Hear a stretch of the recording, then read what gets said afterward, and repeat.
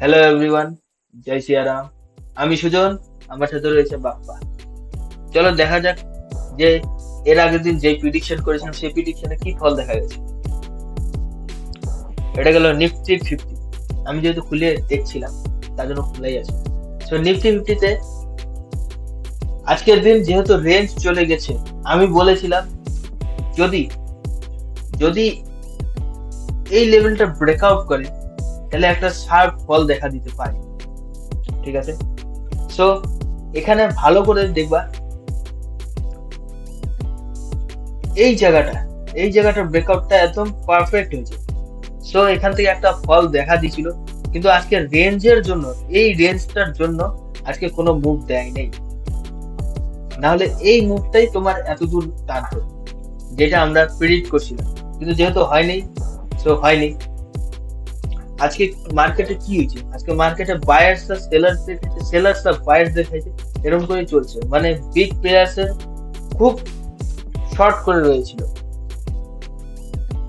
দেখো, মার্কেট শুরু হয়েছে এখানে, প্রথমে সেলার্স দেখাইলো, এখানে যারা বাই করছিল তাদের তো খাইছে স্টপ লস।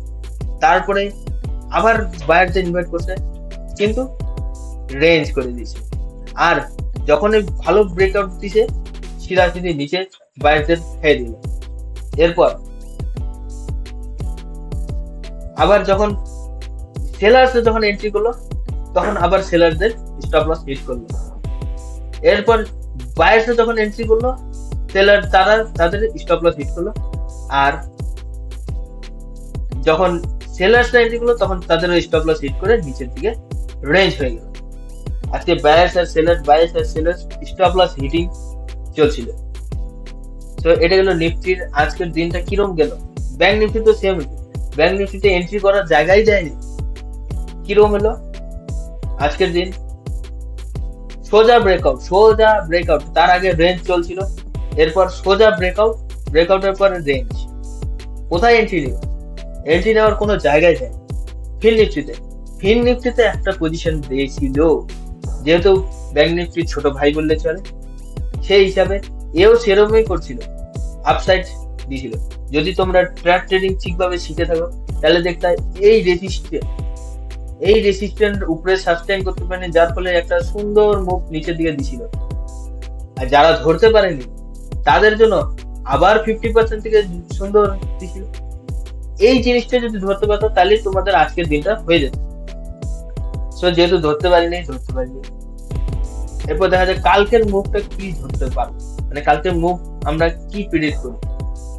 সোজা আসবো 15 মিনিট, ব্যাংক নিফটি তো সব ডিলিট করে আসবো 15 মিনিট, 15 মিনিটে আছি।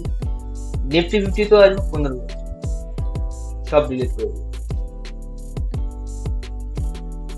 প্রথম তো এই সাপোর্টটা ড্র করে রাখবো।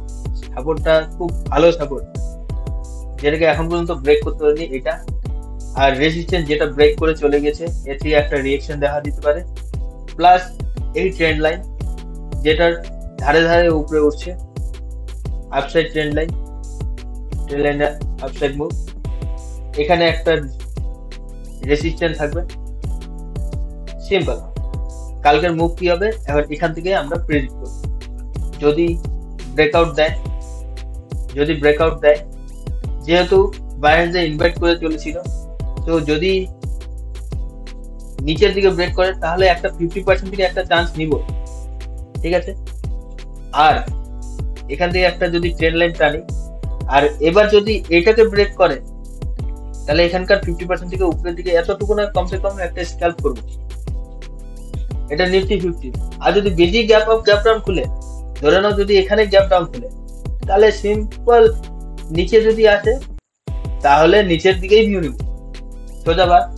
আর যদি উপরের দিকে প্রথমে গ্রিন ক্যান্ডেল তৈরি হয়, তবে একটা এখান থেকে একটা কনফার্মেশন নিয়ে নিচের দিকে মুভ নিতে হবে। আর যদি গ্যাপ আপ খুলে, তাহলে তো তখন তো সিচুয়েশন অনুযায়ী আমাদের ট্রেড নিতে হবে। এটা গেল নিফটি 50। নিফটি ব্যাংক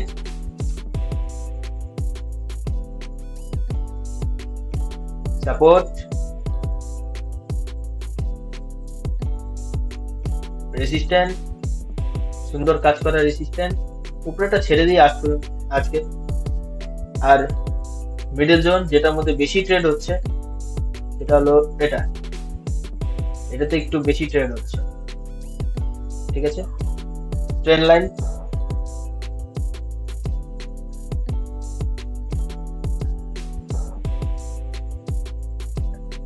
আর লোয়ার ট্রেন্ড লাইন একটা ত্রিকোণ যেহেতু তৈরি হয়েছে দেখছি। এটাতে প্ল্যান কি থাকবে? প্ল্যান যদি আপসাইড খুলে আপসাইড যাওয়ার চেষ্টা করে তাহলে আপসাইডের দিকে বেশি ফোকাস দিব না, সো ডাউন সাইডের দিকে আমরা ফোকাসটা বেশি দিব, ডাউন সাইডে যাওয়ার, ঠিক আছে। আর যদি ডাউন সাইড খুলে তাহলে এটা ব্রেক করার একটা দেখবো, এটা ব্রেক করার পর যদি সেখানকার সিচুয়েশন যদি এরকম উপরের দিকে আনার চেষ্টা থাকে তাহলে 50% থেকে উপরের দিকে যাব, ঠিক আছে। আর যদি ব্রেকআউটটা ধীরে ধীরে হয়, মানে আস্তে আস্তে যদি ব্রেকআউটটা হয় তাহলে একটা এখানে যদি একটা বড় মানে ধীরে ধীরে আসার পর এখানে যদি একটা বড় ক্যান্ডেল তৈরি হয় যেখান থেকে 50% রিটেস্টের নিচের দিকে একটা ট্রেড নিয়ে নিব, ঠিক আছে। আর যদি বেশি বড় গ্যাপ ডাউন খুলে, গ্যাপ আপ বা গ্যাপ ডাউন খুলে, যদি এখানে গ্যাপ আপ বা এখানে গ্যাপ ডাউন খুলে তাহলে সেখানে তখনকার সিচুয়েশন অনুযায়ী একটা ট্রেড নেওয়ার চেষ্টা করব। ফিন নিফটিতে সুন্দর সাপোর্ট রেজিস্ট্যান্স তৈরি হয়েছে, একটা সাপোর্ট রেজিস্ট্যান্স ছিল, এটা সাপোর্টের কাজ করছে এখন। আর এইটা মেজর সাপোর্ট, একটা trend line, lower trend line, upper trend line তো আছে একটা বললেও চলবে। এটা কালকে একটা ফিন নিফটিতে একটা ভালো মুভ দেখা দিতে পারে, যেহেতু এক্সপায়ারি সেই হিসাবে একটা যদি এই লেভেলটা একটু মাথায় রাখতে হবে, এই